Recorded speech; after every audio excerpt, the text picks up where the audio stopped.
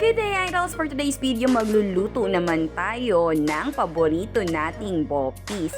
Nakabili nga ako sa palengke, idols, ng pang bopis. So, nilaga ko muna siya, then maghihiwa lang ako ng ating mga ingredients. Magmi-mince lang tayo, idols, ng red bell pepper, green bell pepper, mince din lang yan, idols. Then, isunod naman natin ang ating radish. Binalatan at hiniwa ko din siya ng maliliit, idols. Ganon din sa ating carrots. At isusunod naman natin ang ating panggigisa, idols. Maghihiwa lang tayo dito ng sibuyas. Then isusunod na natin ang bawang.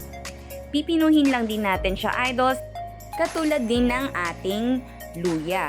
Then magkakat tayo ng green chili or siling panigang. Maliliit lang din siya, idols. Then isusunod na natin ang ating kamatis. After kong ma-prepare ang ibang mga ingredients, idols, tinak ko ang ating pinampakulo at okay na. Hiniwa ko na rin siya, idols, ng maliliit lang din. Para naman magandang tingnan. And there you go, okay na yung ating mga ingredients. Nag-init lang nga ako ng pan, idols, at naglagay ako ng mantika.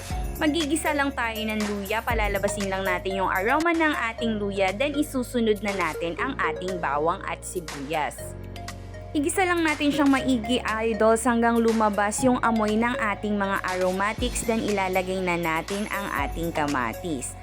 Hayaan lang natin masoften yung ating kamatis, then ilalagay na natin ang ating pangbopis o ang ating meat.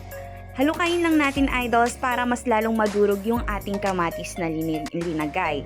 Then magtitimpla na tayo ng paminta at ng asin. Then i-mix lang natin, idols, para mag-incorporate yung lasa ng ating linagay na pampalasa. Hayaan lang natin siyang kumulo ng kumulo, idols. Then papatuyuan kasi natin to, lods. Bale, ang gusto ko kasi dito sa ating bopis is yung parang nasote siya ng maayos, medyo nachicharon ng konti yung ating mga laman loob para mas mabango siya at mawala kung may lansaman yung ating pambopis. At ayan na nga, unti-unti nang natutuyuan yung ating bopis na ginigisa. At makikita mong tuyong-tuyo na nga siya, idol. So in this moment, maglalagay na tayo ng aswete oil. Madali lang pong gawin yung aswete oil. Bali, bababad mo lang siya sa mantika na mainit. So tayo lang natin maigi, idols. At pag narinig mong nagsisizzle na siya, ibig sabihin yun na yung pwede mo nang ilagay yung ibang ingredients. Ang carrots at ang radish. Then i-mix mo lang siya. So tayo din, palambutin natin ng konti yung ating carrots at saka yung ating radish.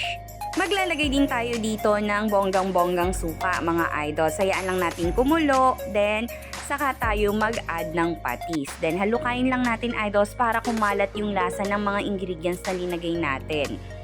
Then mag-add na rin tayo ng bell pepper. Saglit ko lang lulutuin yung ating bell pepper, idols. Mga 30 seconds lang kasi masarap yung medyo crispy habang ninunguya mo yung ating bell pepper sa ating bopis.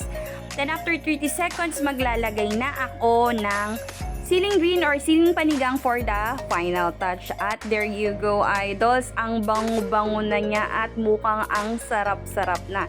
Kaya subukan mo na rin magluto ng bopis, idols.